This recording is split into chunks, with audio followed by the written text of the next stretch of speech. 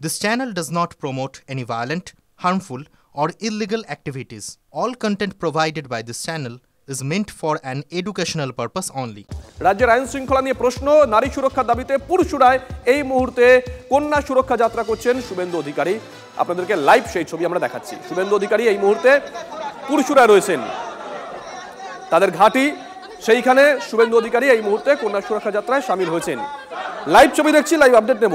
তন্ময়, দেখুন, পুরসুরা বিধানসভার থানাকুলের রামমোহন 1 নম্বর গ্রাম পঞ্চায়েতের গৌরঙ্গপুর থেকে রাধানগর পর্যন্ত শুভেন্দু অধিকারী 20 কিলোমিটার কন্যা সুরক্ষা যাত্রা ইতিমধ্যেই শুরু হয়েছে। কন্যা সুরক্ষা যাত্রা করছেন রামমোহন স্মৃতি মেমোরিয়াল হলের সামনে ইতিমধ্যেই স্টেজ বাঁধা হয়েছে। এখান থেকেই শুভেন্দু অধিকারী রাজনৈতিক কর্মসূচি রাখবেন এবং এইখান থেকেই বক্তব্য দেবেন। ইতিমধ্যে মিছিল শুরু হয়ে গেছে। পদযাত্রা করছেন শুভেন্দু অধিকারীর সঙ্গে সঙ্গে আছেন থানাকুলের বিধায়ক সুধান্ত ঘোষ এবং পুরসুরার বিধায়ক জীবন ঘোষ। ইতিমধ্যে মিছিল শুরু হয়েছে। তন্ময়, নজর রাখো সেই মিছিলের দিকে। সেই মিছিলের লাইভ ছবি আপনাদেরকে আমরা দেখাচ্ছি। পুরসুরার ছবি, শুভেন্দু অধিকারী নেতৃত্বে সেখানে কন্যা সুরক্ষা যাত্রা। স্থানীয় বিধায়ক তিনিও পা মিলিয়েছেন জেলা বিজেপি নেতৃত্ব।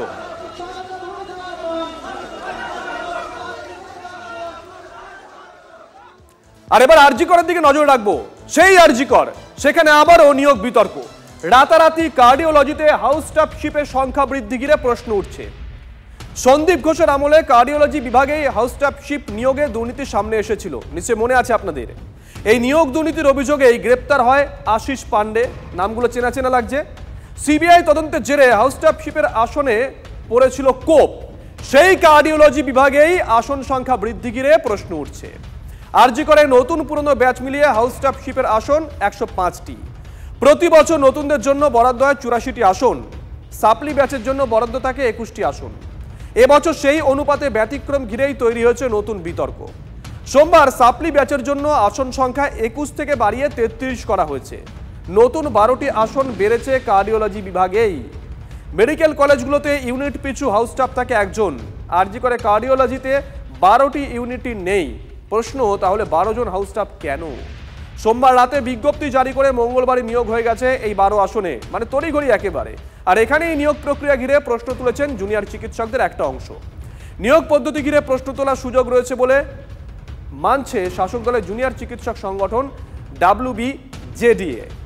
এ ধরনের কাজে সরকারের মুখ পুড়ছে বলে মত WBJDA এর। স্বাস্থ্য ভবনের অনুমতি নিয়ে আসন বৃদ্ধি করা হয়েছে। TV9 বাংলায় প্রতিক্রিয়া দিয়েছেন MSBP সপ্তর্ষি চট্টোপাধ্যায়। ছিল 21, হয়ে গেল 33। আরজি করে সাপ্লি ব্যাচের জন্য হাউস স্টাফশিপের সিট সংখ্যা বৃদ্ধি নিয়ে তৈরি হলো বিতর্কটা কি? 21শে জুলাই আরজিকর মেডিকেল কলেজের প্রিন্সিপাল নোটিশ দিয়ে জানিয়েছিলেন যে 27 জন সাপ্লি ব্যাচ রয়েছে এবার হাউস স্টাফশিপের আবেদনকারী, তাদের জন্য 21টি আসন বরাদ্দ রয়েছে। রাতারাতি আরও 12টা আসন বৃদ্ধি হয় সোমবার, আর সেখান থেকে তৈরি হয় বিতর্ক। যারা ফ্রেশের ব্যাচ তারা 227 জন রয়েছেন এই বছর সংখ্যায়, তাদের জন্য 84টা সিট। আর সাপ্লি ব্যাচের 27 জনের জন্য 33টা সিট। এটা কিভাবে সম্ভব? West Bengal junior doctors association তারাও মানছেন যেভাবে সিট বৃদ্ধি হয়েছে তাতে বিতর্কের অবকাশ রয়েছে। যদিও কর্তৃপক্ষের বক্তব্য স্বাস্থ্য ভবনের অনুমতি নিয়েই এই সিট বৃদ্ধি করা হয়েছে, তাতে অবশ্য বিতর্ক থামছে না। ক্যামেরায় গৌরবের সঙ্গে সৌরভ দত্ত, TV9 বাংলা, কলকাতা। একটা স্বাভাবিক জিনিস যে একটা ডিপার্টমেন্ট কার্ডিওলজি, সেই ডিপার্টমেন্টে 12টা সিট। এত হাউস স্টাফশিপের রিকোয়ারমেন্ট কি সেখানে? না, অন্য কোনো কারণে এই রিকোয়ারমেন্ট ওখানে তৈরি করা হলো। যে বিভাগে আগে হাউস স্টাফশিপ নিয়ে নানান দুর্নীতির অভিযোগ ছিল, ঠিক সেই বিভাগেই দুর্নীতির জন্য সিট ক্যান্সেল হয়ে যায়। সেই বিভাগেই আবার রাতারাতি একটা বিপুল সংখ্যের সিট বাড়ে। পশ্চিমবাংলার মধ্যে যেখানে হাউস স্টাফশিপ ডেফিসিটের সংখ্যা প্রচুর, সেখানে আরজি করার মতন একটা কলেজে একটা ডিপার্টমেন্টে শুধু বাড়ে, এটা কীভাবে হতে পারে? তাহলে স্বাভাবিকভাবে এর সুষ্ঠু স্বাভাবিক তদন্তর দাবি রাখে West Bengal junior doctors front. এবং কিছুটা তো অস্বাভাবিক দেখাচ্ছে, যেখানে বাইরে আপনি দেখতে পাবেন যে হাউস স্টাফ মোটামুটি অনেক লোক অ্যাপ্লাই করছে। একটা হাউস স্টাফ সিটের জন্য 70-80টা করে অ্যাপ্লিকেন্ট জমা পড়ছে, সেখানে 6টা সিট বেঁচে যাওয়া খুব একটা দৃষ্টিকটু ব্যাপার।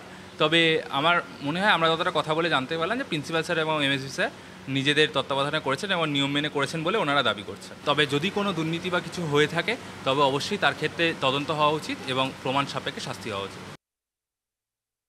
12টা সিট যেটা সিবিআই আমলে ইস্যুর কারণে ক্যান্সেল হয়েছিল, সেরকম কিছু ডকুমেন্টস কিছু পাওয়া যাবে কিনা স্বাস্থ্য ভবন ফাইল করা হয় এবং সেখান থেকে লিগাল হেল্প নিয়ে দেখা যায় যে ওই সিটগুলোর ফিনান্সিয়াল স্যাংশন ছিল। একটা স্যাংশন লেটার আসে ফ্রম স্বাস্থ্য ভবন, যেটা আগে ফাইল করা হয়েছিল, যে এই 12টা সিটকে এখন থেকে আরজি কর রেগুলারলি পাবে পুরো প্রপার নর্মস মেনে, যেটা হাউস স্টাফশিপ নর্মস 2013-এর গাইডলাইন্স, 2010-এর আমাদের কাছে যা অর্ডার, সে অর্ডার মেনেই এবং স্বাস্থ্য ভবন একদম প্রপার পারমিশন নেই এই হাউস স্টাফশিপ কাউন্সিলিং হয়েছে।